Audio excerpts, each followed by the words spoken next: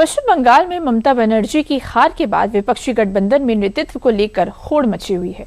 सपा विधायक रविदास मेहरोत्रा ने अखिलेश यादव को विपक्षी गठबंधन की कमान सौंपने की वकालत करते हुए विपक्षी गठबंधन की अगुवाई को लेकर नई बहस छेड़ दी है। देखिए रिपोर्ट।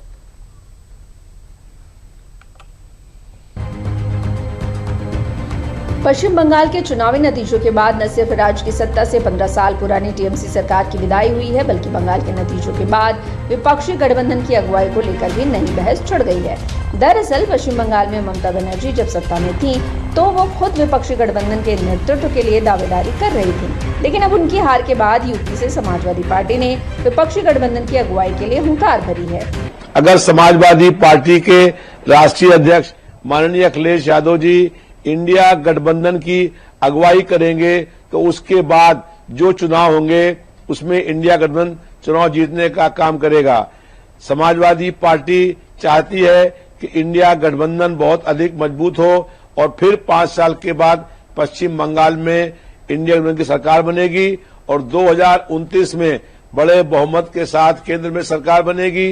विपक्षी गठबंधन की शुरुआत से ही कांग्रेस और राहुल गांधी के नेतृत्व को लेकर अक्सर ही मतभेद सामने आते रहे हैं। ऐसे में लखनऊ मध्य से सपा विधायक रविदास मेहरोत्रा ने जब अखिलेश यादव को विपक्षी गठबंधन की कमान सौंपने की वकालत करते हुए 2027 विधानसभा चुनाव से पहले बड़ा दांव चला तो कांग्रेस ने इसे सपा विधायक की व्यक्तिगत इच्छा करार दिया। वहीं बीजेपी ने विपक्षी गठबंधन पर तीखा प्रहार किया। पूरे देश में संवैधानिक तंत्र का दुरुपयोग करके भारतीय जनता पार्टी जो मौलिक अधिकार है उसका खंडन करके जिस प्रकार से भारतीय जनता पार्टी सरकार चला रही है उसके खिलाफ पूरे देश में जन आक्रोश है। उस आक्रोश को बदलने के लिए इंडिया अलायंस का गठन हुआ था।